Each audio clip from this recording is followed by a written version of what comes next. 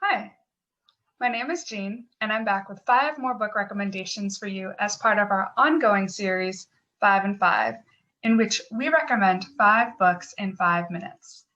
Today I'm going to talk to you about 5 essayists. I love essays because they're typically a more direct distillation of a topic or experience that, much like poetry or short stories, uses each word very carefully.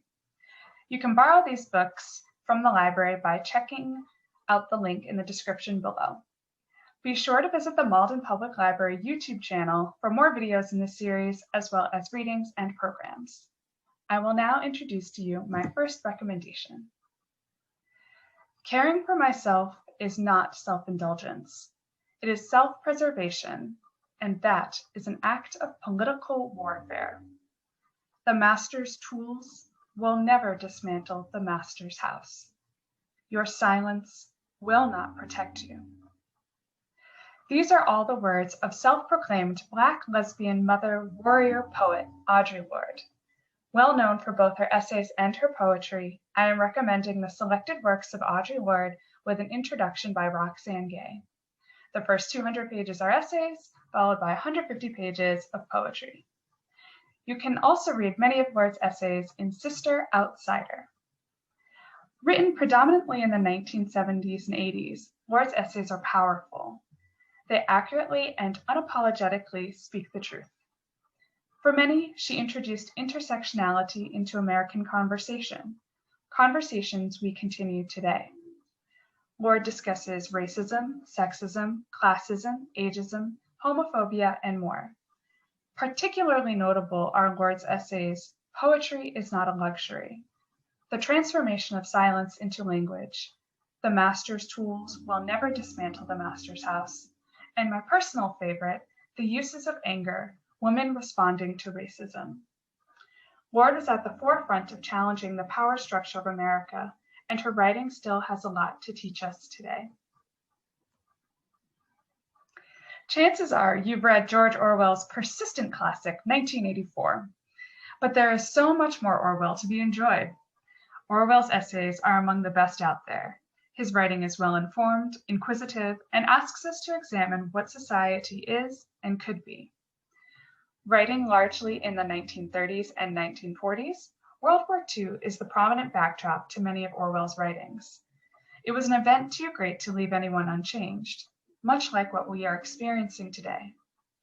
I recommend checking out any essays by Orwell. In his 1948 review of T.S. Eliot's Notes Towards the Definition of Culture, Orwell challenges Eliot's assumption that a classless society would be without culture. In a somewhat reduced quotation of the essay, Orwell writes, "Cultures are not manufactured. They grow of their own accord. Is it too much to hope that the classless society will secrete a culture of its own? And before writing off our own age, is it not worth remembering that Matthew Arnold and Swift and Shakespeare, to carry the story back only 3 centuries, were all equally certain that they lived in a period of decline?" End quote. In times when we must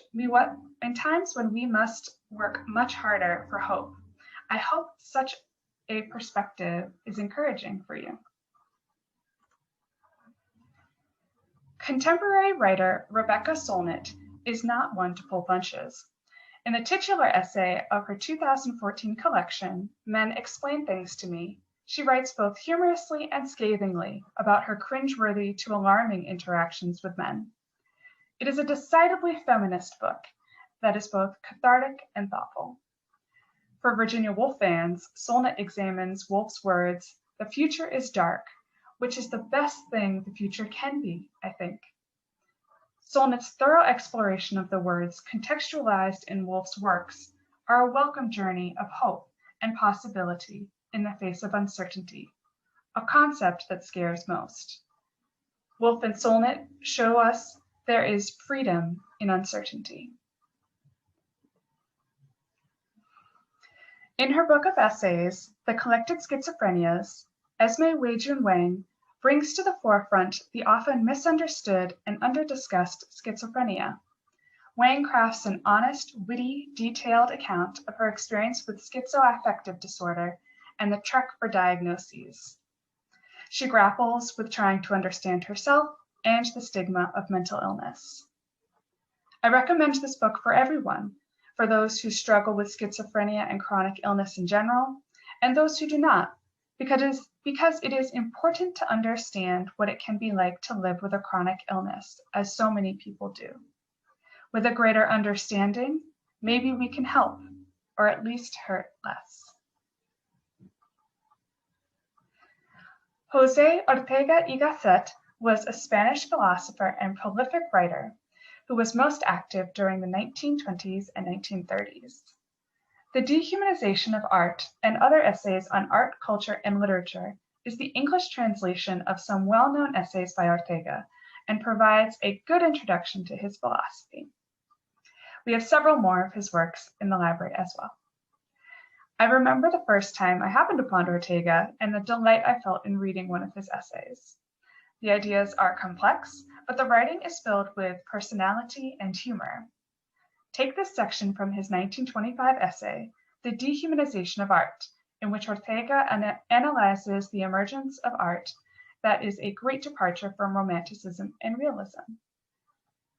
Modern art, on the other hand, will always have the masses against it. It is essentially unpopular.